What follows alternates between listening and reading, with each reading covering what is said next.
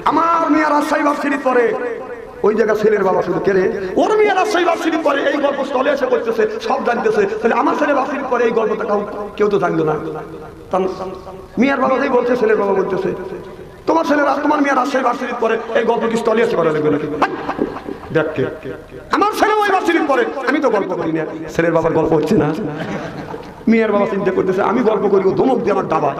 তার মেয়ের বাবা উপরে থাকার জন্য বলতেছে শোনো, গ্রামের অনেকেরই মেয়ে আছে, সব মানুষ কিন্তু ভার্সিটি পড়াতে পারে না, ঠেলা আছে। আমার মেয়ে রাজশাহী ভার্সিটি পড়ে, মাসে লাগে 10,000 টাকা। তো ছেলের বাবা চিন্তা করে গল্প তো খুবই করতেছে, ছেলের বাবা বলতেছে তোমার মেয়ে রাজশাহী ভার্সিটি পড়ে, মাসে লাগে 10,000 টাকা, এই গল্প স্থলে করা লাগবে নাকি?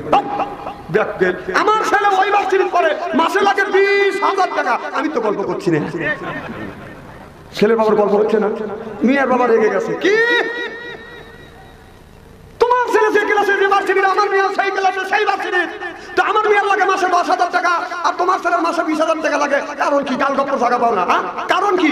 তো ছেলে বাবা বলতেছে তোর মেয়ের মাসে 10,000 টাকা লাগে, আমার ছেলের মাসে 20,000 টাকা লাগে, কারণ হলো এই তোর মেয়ে মিস কল দেয়, আমার ছেলে ব্যাক করে।